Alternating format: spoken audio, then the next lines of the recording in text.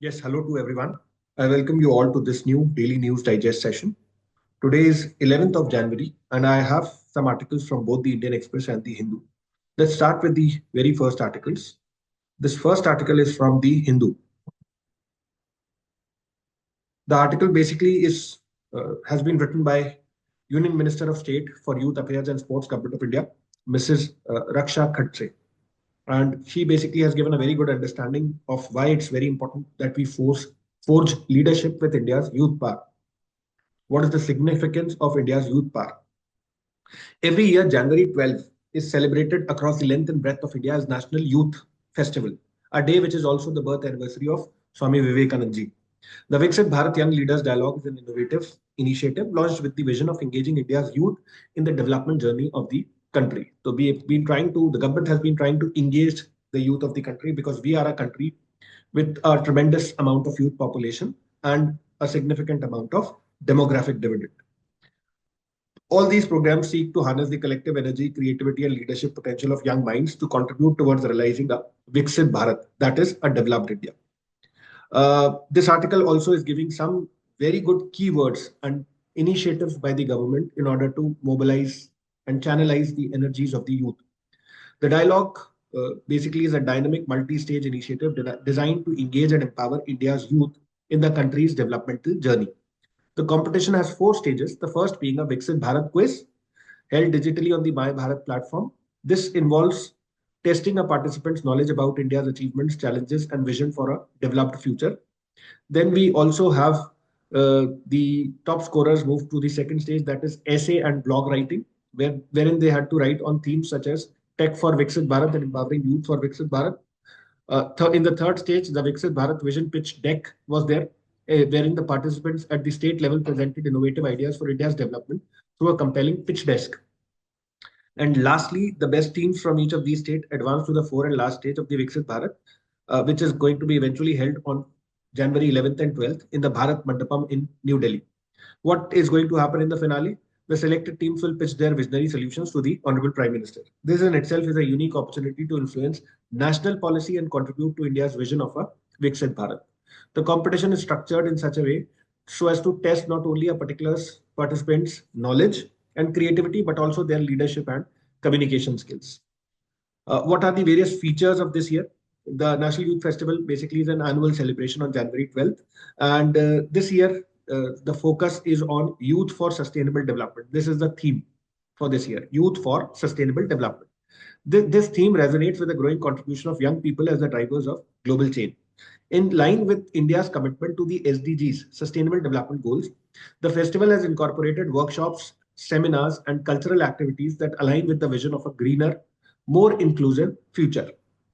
Additionally, there is greater emphasis on the role of technology and innovation in achieving national goals with specific sessions dedicated to tech for good and innovation for India's development. Apart from that, the 2025 National Youth Festival will also feature workshops and panels on leadership and innovation. This is going to focus on topics such as youth leadership, digital entrepreneurship, and sustainable living. And these sessions will equip participants with the skills necessary to drive change in their communities. Apart from that, there are also going to be cultural programs that will run, and these festivals will celebrate India's rich cultural heritage through music, dance, theatre, and folk art performances. Thirdly, there will be tech and innovation showcases with the theme Tech for Viksit Bharat. The festival will also include exhibitions and presentations from young tech innovators and entrepreneurs who are building solutions to real world problems in sectors such as health, education, agriculture, and urban development. Fourthly, there will be engagement with leaders. The festival will facilitate direct engagement between youth and key leaders as path breakers from various sectors, which include government, business, and academia. These interactions will provide participants with insights into leadership, governance, and the path to national progress. Fifth, there are some recognitions of youth contributors as well. Many awards and recognitions will be presented to young individuals and organizations that have demonstrated exceptional leadership, innovation, and service. Apart from that, there is another initiative, the Mera Yuva Bharat, the My Bharat, which is an autonomous body under the Ministry of Youth Affairs and Sports, which plays an instrumental role in shaping and guiding in the direction of National Youth Festival. Another thing that becomes important here. This My Bharat will facilitate the digital integration of youth, enable participation from across the country, and it will also actively support to youth-led initiatives. This initiative of Young Leaders Dialogue will open a new chapter, but also will shape the mobilization of the political leadership.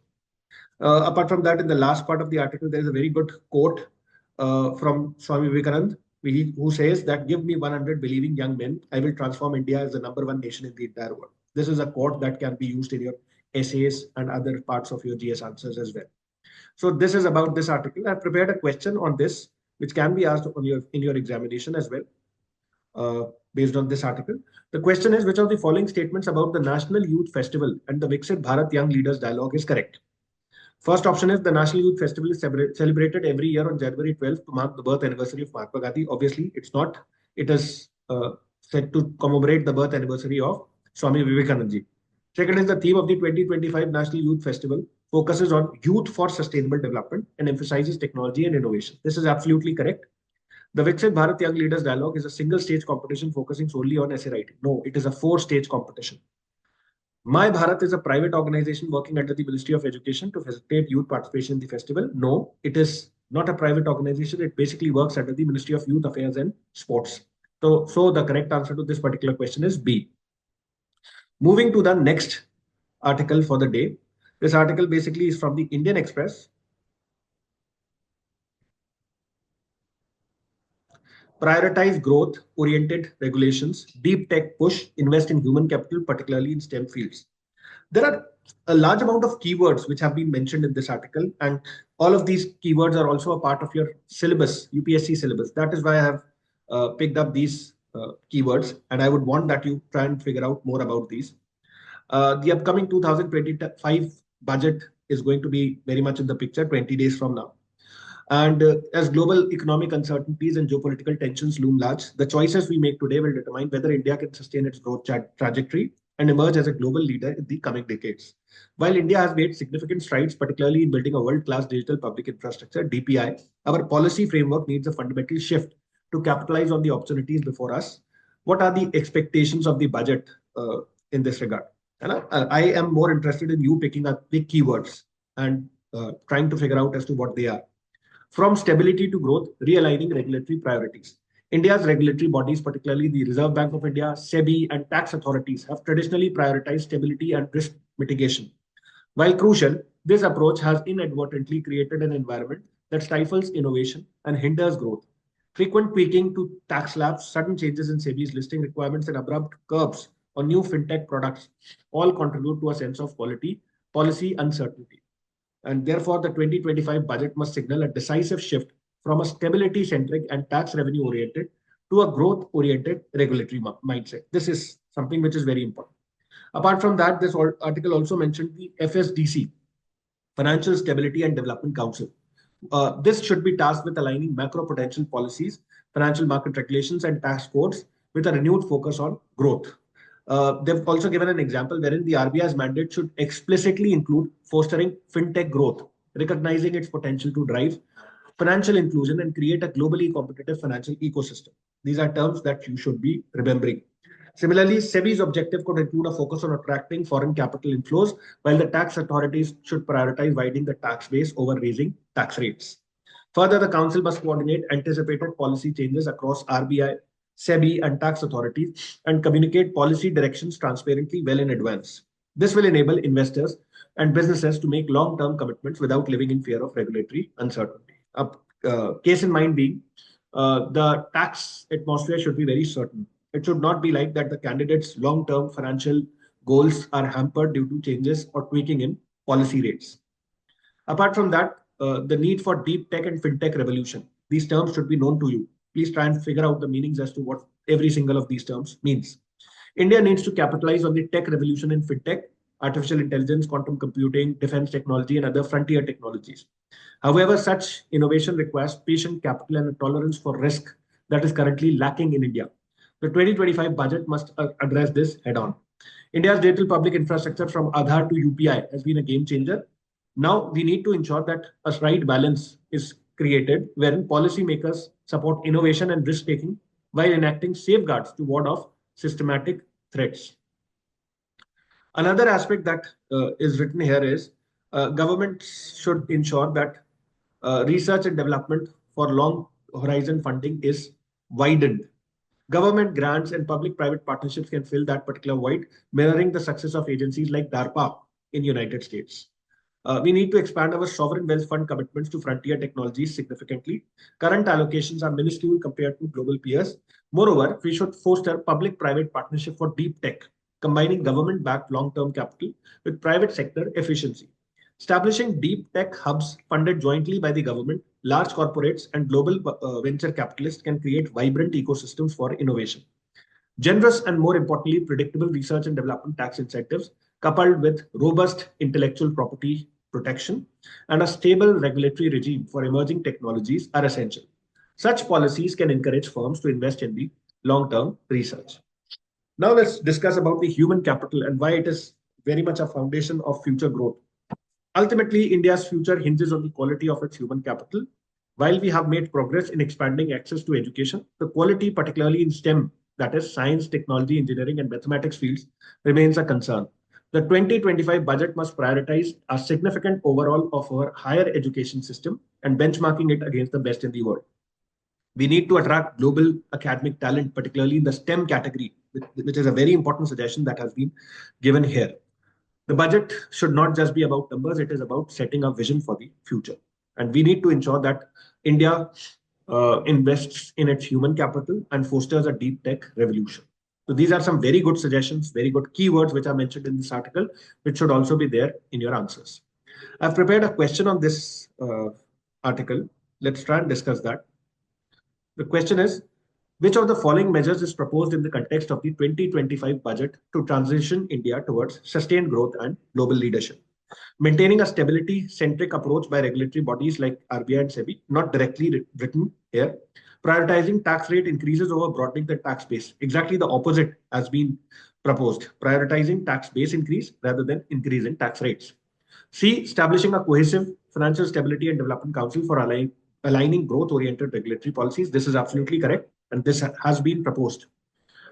Fourth, restricting government funding for research and development in frontier technologies like AI and quantum computing, not restricting, enabling government funding on these paradigms.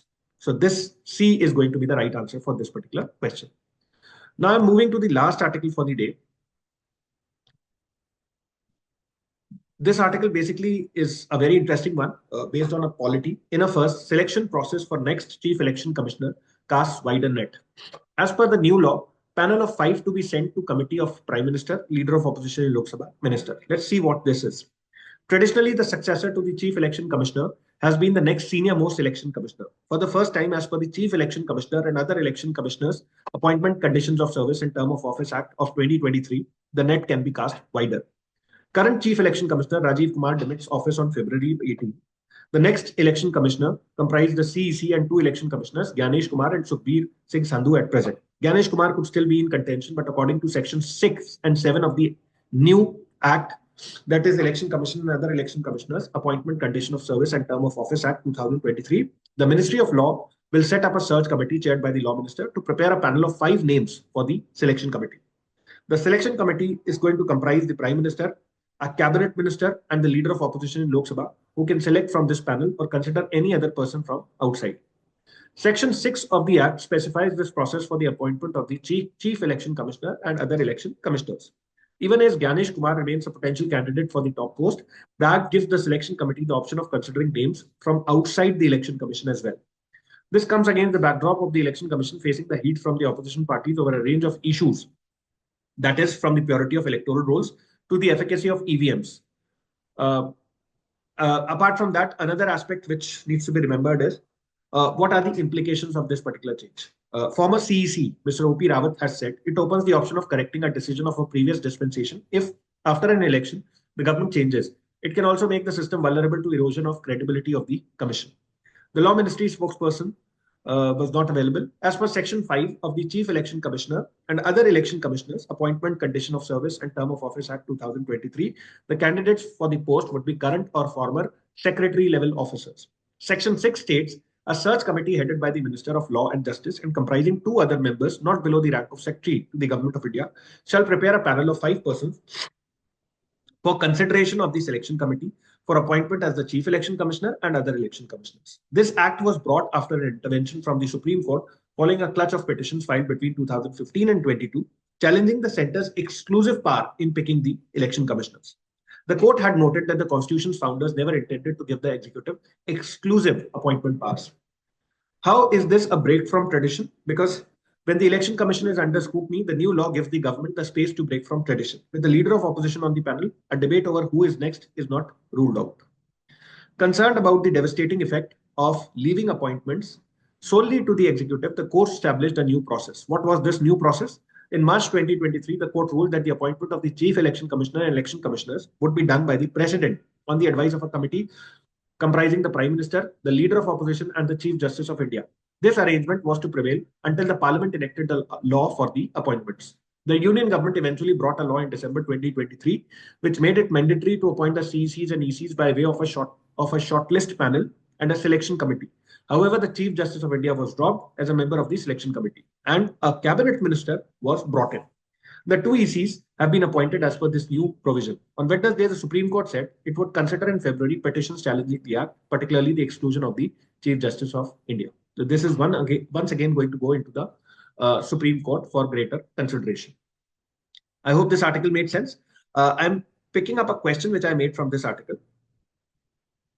With reference to the Chief Election Commissioner and other election commissioners, appointment, conditions of service, and term of office Act 2023, consider the following statements. First, the Act provides for the formation of a search committee chaired by the Minister of Law and Justice to prepare a panel of potential candidates for the post of Chief Election Commissioner and election commissions. Absolutely correct. This was mentioned in the article as well. The selection committee for appointing the Chief Election Commissioners and election commissions includes the Chief Justice of India as one of its members. Not at the moment. After the act was passed, it is the Prime Minister, a cabinet minister, and leader of opposition who are currently the members of the selection committee. The act allows the selection committee to consider individuals outside the election commission for the position of CEC. This is correct, as mentioned in the article. Fourth, the Supreme Court's intervention played a significant role in shaping the appointment of process under this act. Yes, it is only after Supreme Court's intervention that this new act was brought into picture. I hope this was a fruitful discussion. Thank you so much. We'll meet again. Thank you.